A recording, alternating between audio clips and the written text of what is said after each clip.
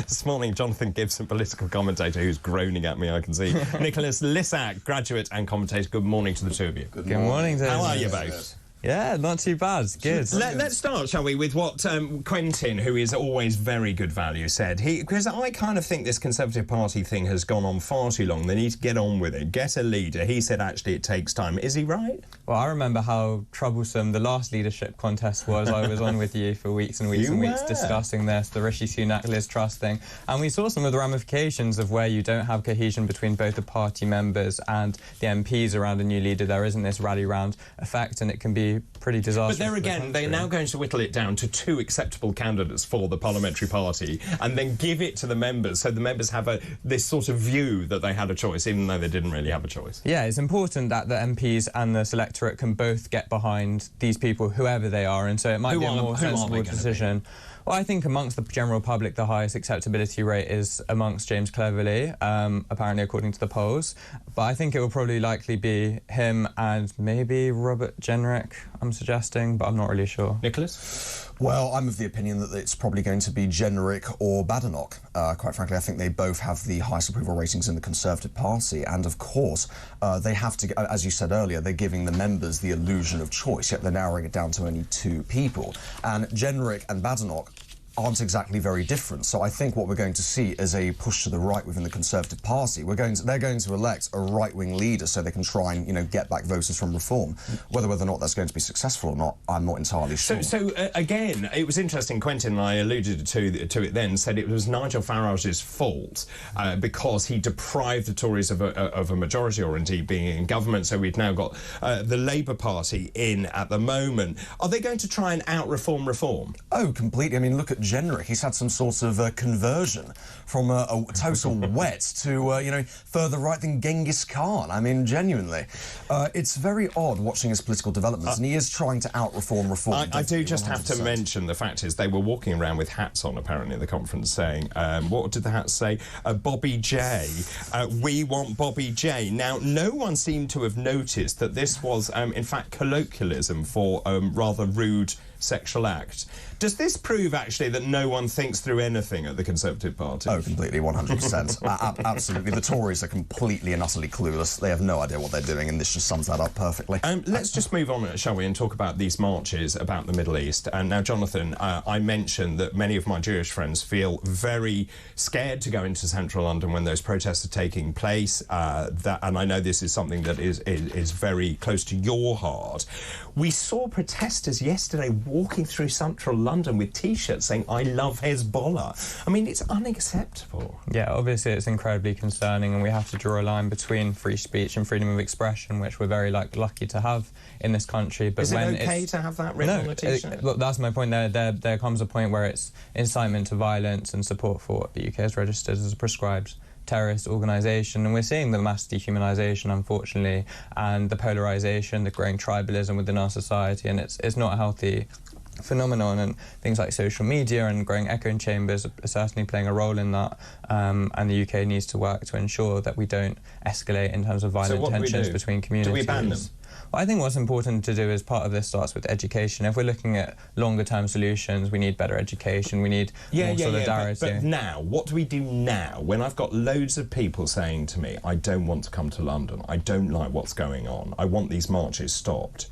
Do we stop them? Well, you don't have a right in this country not to feel, offended or threatened. That's not a factor that necessarily can happen, because otherwise anyone can feel offended or threatened by anything. But when it does constitute a genuine threat to violence, that needs to be clamped down on, whether that's by the police and authority, as well as by the mass of the population saying, this is not acceptable and we don't tolerate this sort of language, come out and strengthen, showing that, this is not the sort of behaviour that we want to implement. I understand that, but I think there is a real issue here that the public may well not approve of what is going on, but I think the public are also frightened to get involved. Oh, completely. Completely. I mean, these people are quite violent. I mean, for example, you are effectively wearing the modern-day equivalent by wearing an I Heart Hezbollah T-shirt. Effectively, it's the equivalent to wearing an I Heart Osama T-shirt on the anniversary of September 11th. It's absolutely atrocious. So I think a lot of the public are actually legitimately afraid to stand up and say, this is wrong, and what is going on with society where this has become, you know, normalised, where people are running around. Is it normalised? I mean, the police did make 17 arrests, 7 arrests on suspicion of public order offences, racially aggravated arrests as well. So the police, I think, are stuck in very difficult circumstances. At the same time, you cannot have people yelling at Israeli or Jewish people. You cannot have people yelling these appalling things. Freedom fighters, they will come and finish you all off. It really is atrocious. It is well and truly atrocious. And the fact that this type of dialogue has become commonplace in society is well and truly... We need to really sit back and ask ourselves a question where we've gone wrong as a country, where people feel the right to go and scream that in an Israeli's face or a Jew's face. Because, you know, I've seen people tear down the hostage photos of little children. How do you look into the eyes of a child on that poster and tear it down? Because according to these people, everyone is guilty. Well, I'll tell you right now, Israel was attacked on October 7th by Hamas and by Hezbollah as well in recent months, and they are the victims here. They are the victims here. So I feel like we see a lot of people, and they're mostly white lefties, privileged lefties, who are standing with terrorists, and it is extremely concerning, extremely concerning. And I also don't think that these people entirely realise what they're doing. Because I think that's a fair point. When you go, because these people, they fundamentally believe they're educated, but they're not really. They're not really. They don't really understand what all of these slogans mean. Let's pause that there, because I have to go to a break for the moment. We'll continue with our Future Politics panel after this break.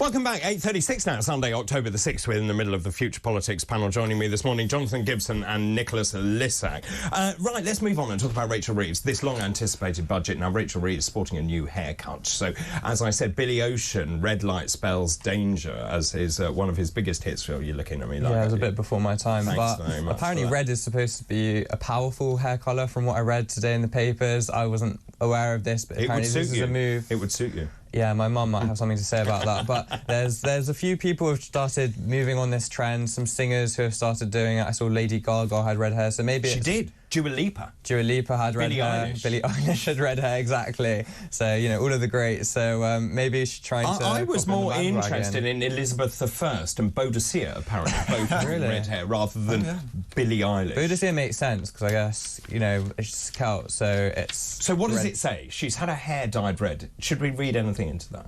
Well, she's probably intending it to be a psychological power move, I would imagine. I would hope it wouldn't make too much difference to people's judgments, and people rather judge based on policy rather than appearance, but we also know that that's not true. Have they got any policies? Oh, I think they clearly do in terms of the budget. Or are they writing them down and working out they actually don't make any sense at all? Well, there was an interesting budget report which suggested how borrowing would affect economic growth, and whilst in the short term it would pose very small consequences in terms of economic growth, going down the line in maybe 10 years' time or 50 years' time it was supposed to reach 2.5%. So the contending between short-term and long-term targets with this budget was a really difficult task to meet. OK, so Nicholas, I think this is the report you're referring to. So Rachel Reeves wants to borrow more money because she's made up a figure called £22 billion, which they believe is the fiscal hole. So she wants to change the rules to borrow more money. Now, there are many people coming to the end of their mortgage, and this is a very stressful time when you're seeing your mortgage skyrocket. And we are just starting to see interest rates coming down. But they are now saying that if she borrows more money, so something like 50 billion quid more, we could see interest rates going up between 1 and maybe 2.5, 3.5%. I don't think people will take kindly to that. No, I mean, the economy is already in the gutter, and I don't think we really want to make things even worse. I mean, also considering how, you know, we have this £22 billion black hole. I mean... Allegedly, you know, supposedly, yet we're willing to spend £21 billion on climate protection. That's right, carbon capture. Yes, carbon capture. We've just spent $4 million to Albania to take back 200 of their own citizens, and we're sending money abroad here, there and everywhere. So, honestly, I don't really understand where this black hole has come from, because the government clearly can't afford it. So, Jonathan, can I just ask you about this? Because that's a really good point. So, so there's a £22 billion hole. She wants to borrow more money, and they want to invest £21 billion in carbon capture, which I think is untried and untested technology. Meanwhile, taking cash off winter fuel payments for elderly people. Is this really thought-through policy? Well, winter fuel payments, I mean, older people are generally the richest in our society as we have it now. What about the numbers that are thought to be now be at risk of freezing to death this winter? OK, but there's always, this is the harsh reality of economics, there's always a trade-off. What, letting old people die? No, this is an indiscriminate measure which is not based on income or whatever other measure. What I support as someone who's, you know, economically more... I prefer a stronger government to compensate for the weakness of society. As one of your first things in government, it seems to me you give away the Chagos Islands, you strip the winter fuel payment off elderly people. This isn't thought through. I think the Chagos Islands was very thought through, and I think there's we can discuss that if you want. Like now, there was the Lancaster House Agreement, which was coercive, and it placed Britain into a scene in which we were seen as violating international law, international institutions. This is a way that we can do a deal which benefits us, benefits the Americans, and benefits the Chagosians. Yes, we're giving away islands which are strategically important. We retain the military base with the US. We pay for them. We retain the military base with the US. They retain it. They pay nothing. We pay the money. Sure, but have you seen what we did in the 60s and 70s, where we displaced hundreds of thousands of Chagosians? So it's, you know, this is a pretty small price to pay in a sense for what we have done. The Chagosians haven't even got a seat in the negotiating table on there. A small price to pay, giving back the Chagos Islands. I think it's absolutely ridiculous, David. Dwellingly ridiculous. The fact that we're giving the Chagos Islands back, you know, supposedly back to Mauritius, even though the Chagos Islands were never part of Mauritius to begin with. 1,200 miles away. Exactly. And keep in mind the Chagos Islands were entirely unsettled prior to the and not only that, Mauritius is an ally of China. Of course, and we are now allowing Beijing to play in the back garden of Diego Garcia, our most important military installation in the Indian Ocean. It's vital. What do you say to that? Because China, giving it to Mauritius, and they are an ally of China, seems really stupid. No, so they were previously a sovereign territory of Mauritius. That's where the connection... No, prior to colonisation, they were connected. They were seen as having sovereignty over the region, and many Chagosians would say, actually, they should have... But many Chagosians are saying they would like to have a say in the future of those islands. Yeah, and I think so. There's a bit of a split among the Chagosians. Some of them are happy about it because they see it as a way of being resettled. But the China thing is a bit of a red herring. You know, the US still retains heavy control, and it's not going anywhere, according to most experts. So the theme that really I'm dwelling on here is actually ill-thought-through policies from Labour. And I want to just move on to one more, which is in The Guardian, Jonathan, you'll be pleased to see this morning. This is government plans to impose VAT on private schools. We spoke about this extensively yesterday. In fact, there's legal action from private schools being taken against the government because bringing this in is felt to be against the law and children's human rights. Now, it now transpires this morning that government plans to impose VAT on private schools from the 1st of January may have to be delayed because of warnings from unions, tax experts and school leaders that actually doing that will cause administrative chaos because they can't actually meet the deadlines and job losses from teachers. Again, ill thought through. Actually, I think it's cruel to children. I mean, they've got, like, VAT is a tax that everyone pays on things. We pay it on goods, so the question would be, why aren't schools paying it? If there's a delay in a because they have charitable status.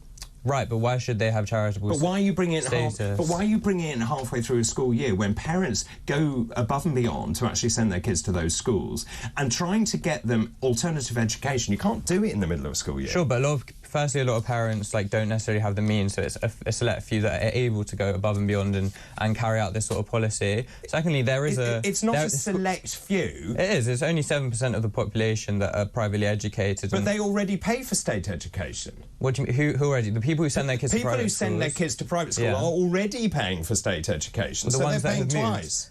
Right, but again, the ability to pay for privately educated schools is a...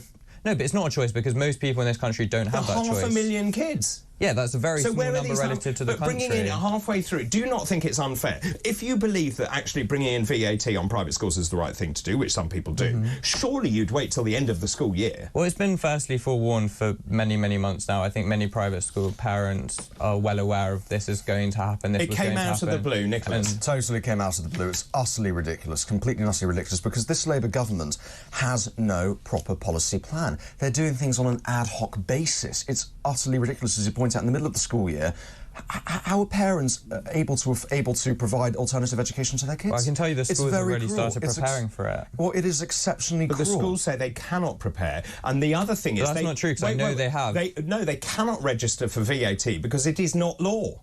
Well, it hasn't become law yet, but what I'm saying is they've implemented plans We're in that October. parents... No, but they've already put into place measures so that parents can pay down the line for already many years ahead. They've already done that. Without VAT or plus VAT? Without VAT. No, so that's now going to be challenged. No, but they've already done it. They've already put in these measures so that parents with kids in, I don't know, year 9 at school, at secondary school, can prepay 4 years of non-VAT included. It will be challenged. But let's just say there are 500,000 kids. It saves the country, what, 4.5 billion quid.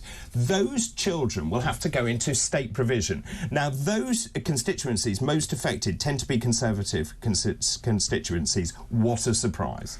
I know, it's almost as if Labour are punishing them for not voting for them. It's quite astounding, actually, and also considering how we have this £22 billion black hole, supposedly, this is going to cause us to raise, you know, funding for state education. How are we going to be able to pay for all of this? Well, the Treasury is now actually refusing to confirm the 1st of January as a start date, so the Treasury knows they're in trouble over this. Oh, really? So there may be a hold-up over this, but it will bring in financial capital, and also it will mean that maybe there's more pressure. More money. It actually doesn't raise any money, according to all of the financial estimates, because, of course, the numbers of kids who will leave private education will have to be accommodated in the state system. Well, or, wait for this, then the state system has to pay for private tutors. No, so there's a couple of things that need to happen. The first is that what you have is in poorer areas, your parents and a culture of a lack of caring about education, and so schools, the level of quality of schooling in those areas is very poor. If you have parents from richer areas or from, you know, wealthier backgrounds who then move to send their kids to the school, there's more pressure on those schools to actually boost educational quality and develop the system. They haven't got the money. No, that's another point where they're trying to work out. So they're going to do that? Well, the Labour government are in trying 12 weeks they're going to do this. No, the Labour government are working to incentivise teaching and incentivise more teachers to join the profession, but it's a problem that's been happening for years. Why would you become a teacher? I honestly think you're in cloud cuckoo land. I do. I think if you look at most teachers, they support the Labour government, and that is like a fact. They generally support those sorts of measures which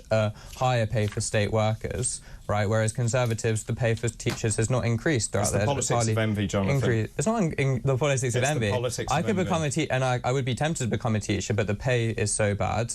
You know, the conditions are really bad. The culture is really bad. Why would you want to do that? And that is a result of low investment in public services under 12 years of Conservative rule. 13 years. I have to go to a break, otherwise I would counter that argument. We'll continue this after this break.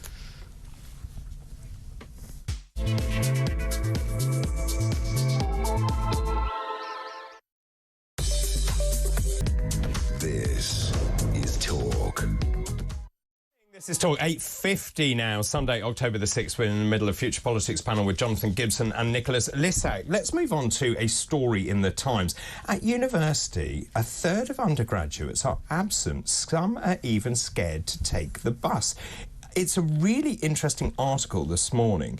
This lecturer turns up to say it's not unusual to turn up to class and find 30% of students are absent. Not because they've been out all night partying, but they claim to be dealing with a startling number of wide-ranging mental health issues, many self-diagnosed.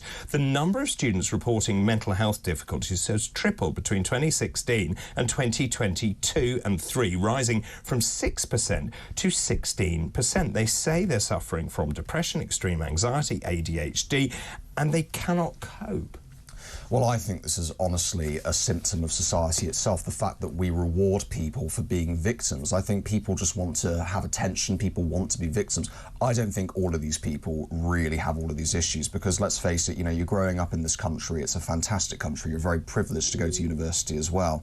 So in my view, it's just people looking for attention mostly, but of course there are people out there who do suffer from terrible, terrible things. But I do recall when I was at university, which feels like a lifetime ago, even though it was only 2 months ago, there were a lot of people who just wouldn't turn up to class, and they would use the mental health excuse often.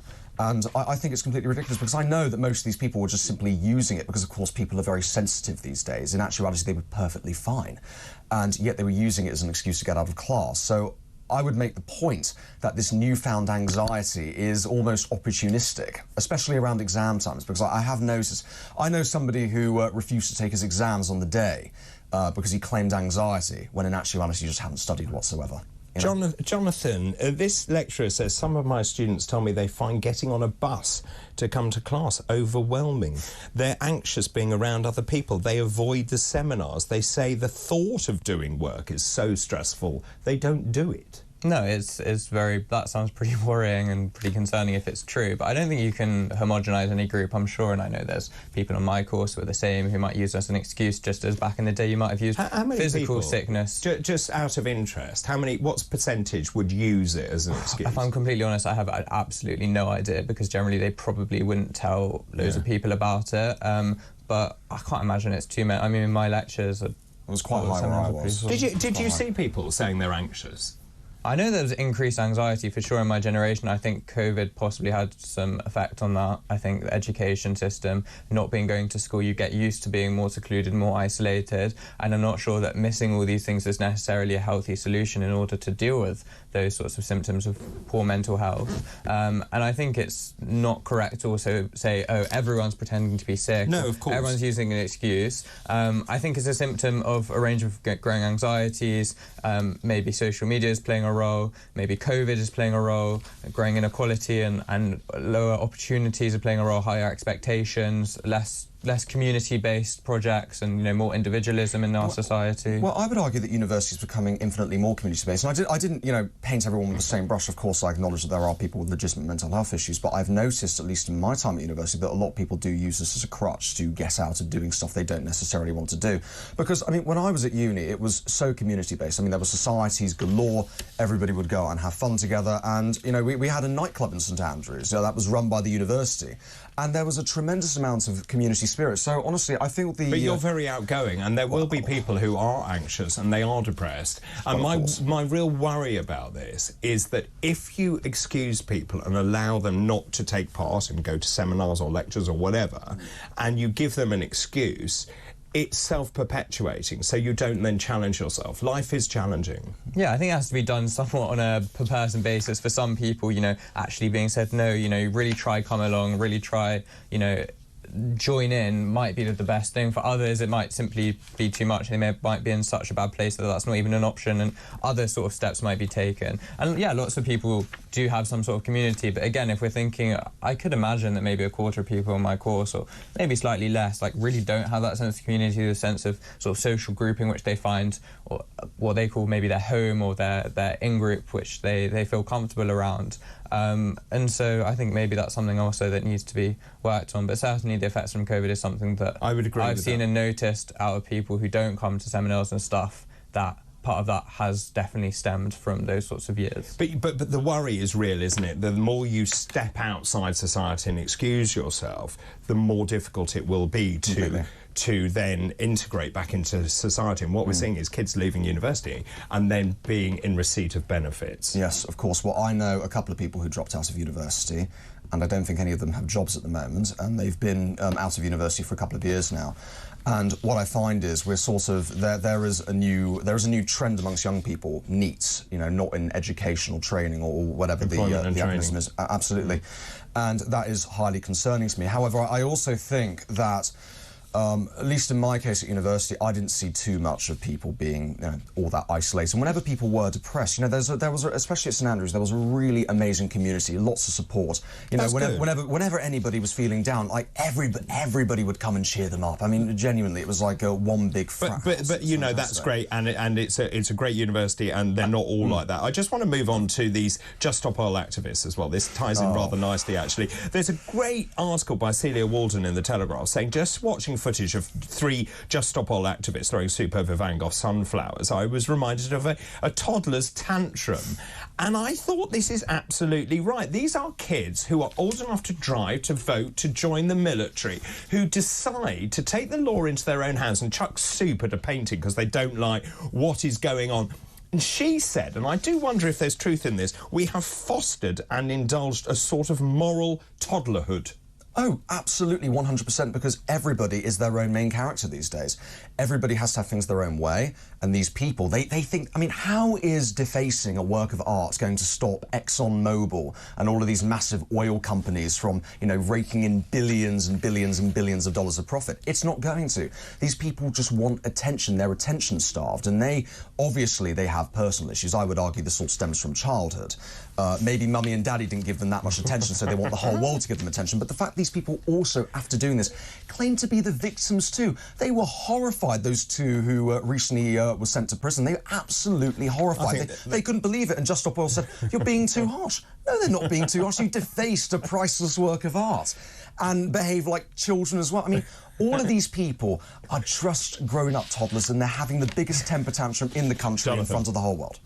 It's interesting that we're talking about it, because I guess that is somewhat of their aim, which feels odd, but I guess a lot of the discourse around them has been incredibly negative, particularly on stations, which maybe give them more attention. It's not in sympathy, possibly. And so the question is whether the attention gain maybe pointed towards the issue outweighs the negative press that they're getting around it. What did you make of that sentence, a moral toddlerhood?